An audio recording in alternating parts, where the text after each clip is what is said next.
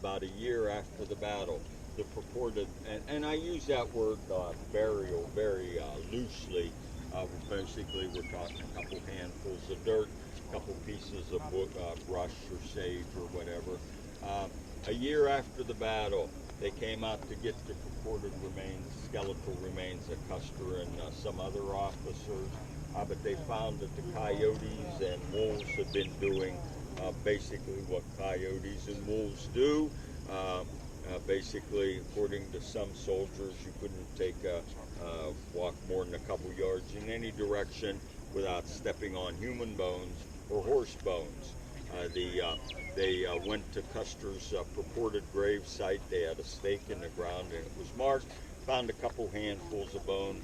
They put it in a coffin, nailed it up, and then somebody looked at the grave and said these bones were lying on a corporal's blouse. Well, Custer wasn't a corporal, so they dump out the bones. They went to the next grave. They said, we think we got it right that time. But others said this continued until the commanding officer basically pointed to a pile of bones, said, nail them up, ship it back east in the coffin. As long as people believe it's Custer, it is Custer. Those are the bones buried at West Point. Then in 1881, all the human remains in the battlefield gathered up, buried in a mass grave where they remain today, right here around the monument at the top of the hill. Yeah, right there, that's a mass grave. The monument was placed the same day as the mass grave was prepared. Then in 1890, this became the only battlefield in the world where an honest effort was made to mark where each combatant fell in action.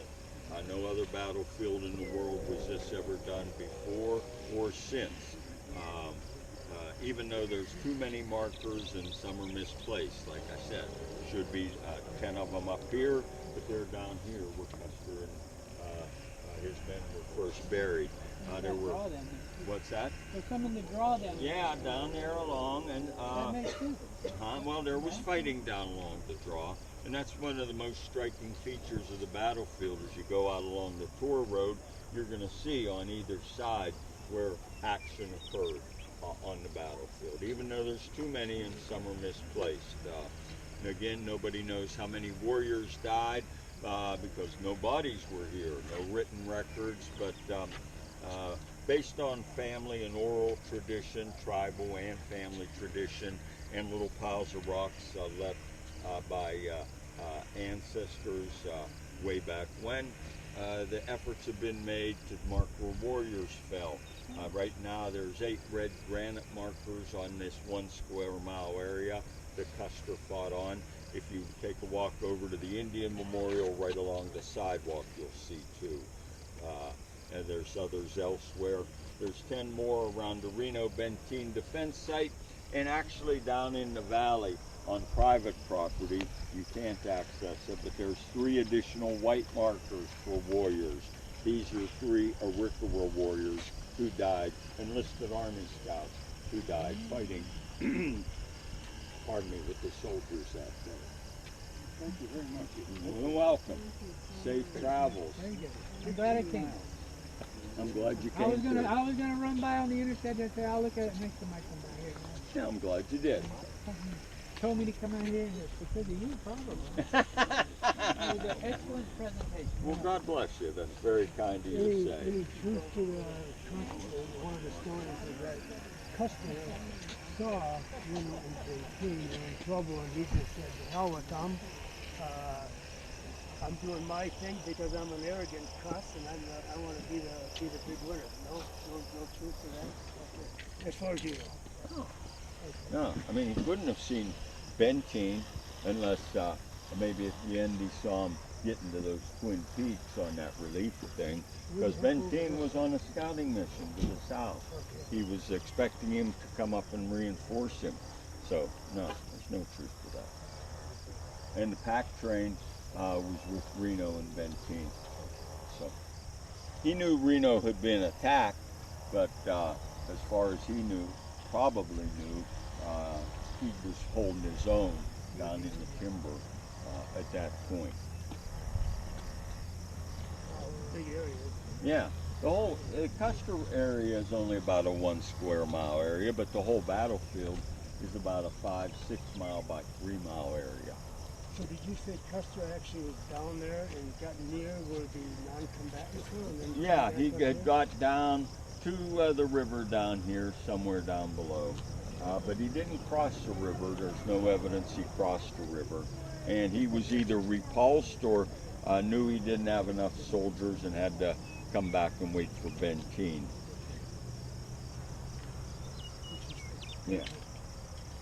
Do you think there's still, I've read that there's speculation that there's like 28 cavalrymen still in Deep Ravine? Yes, yes, it is believed that because they were buried where they fell, and now you have to realize these bodies had been lying out in 100-degree heat for 3 days by that time. Not only had been they scalped and mutilated anyhow, which the bodies were by this time bloated and blackened and insect infested, and there was a stench of death in the air. So basically, and most burials anyhow were just a couple handfuls of dirt. Down in the deep ravine, the soldiers talk about just digging some clumps from the top of the ravine, throwing them down into the ravine. In any event, there is no indication that when 1881, when the burial parties came and got all the human remains, there's no historical indication they actually went down the deep ravine, got those 28 bodies. So a lot of people believe those 28 bodies are still buried somewhere down in the Well, deep I imagine, ravine. wouldn't it be more likely to get washed out by... And they could have been, or the ravine itself, the walls have kind of, that used to be, you look at old pictures, even from the 20s and 1910 and that, the walls were more perpendicular than they are now. So They're sloughed kind of eroded and collapsed in sometime. So yeah, some could have washed. I mean, who knows? Who knows? Yeah. Okay? Thank you. You're more than welcome. Where were the Indians encamped before the battle? Like down by the trees there? Or? Yeah, you see the tree line here, and Yeah. that first gap in the trees where the white ranch house is? Yeah. That's about where the north end of the Indian village was the day of the battle. The village would extend 1.5 miles south, going that way, down in the valley floor, and it's about a 1/2 mile wide, like where you see the tractor trailer on the interstate and the river. That's the Indian village. And I guess I don't understand why Custer decided to come up to this hill. Or Well, was driven out? he came up here at the very end. That's all. He was Okay. trying to remain on the offensive until. Yeah. Instead Yeah. of shooting his ponies, they couldn't have just taken off. then. What's that? Instead of shooting their horses, they couldn't have just No, gone they off. were surrounded and badly outnumbered by then. The high ground was the only chance he had. Yeah, and I What mean, little really, chance this he is had. a Very good poor chance, is it, spot. when No, you're kind of pinned up but This you is always a go to poor the high spot ground. here Yeah, for. so you can see what's going on. If in Custer Right had been down trying there to overnight. find a good defensive position, most military people seem to indicate Calhoun Hill over there, where you see that vehicle to your left up there, all the way to the left. Up there would be better. Even down here, the so-called flats down by the river, down around the deep ravine, that area. But up here, it was narrow, a lot narrower than it appears today. And really, there was no real good place to make a defensive position up here. Did Crazy Horse come up around him this way then? Used to be the theory, but now more people think he came up the deep ravine, came straight up there. Although other people believe came up deep ravine, but instead of coming this way, he branched off to the right, going up toward Calhoun Hill first.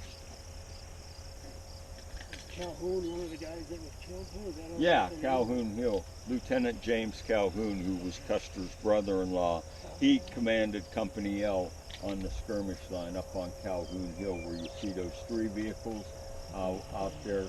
2 of them are coming down the hill towards us, that area.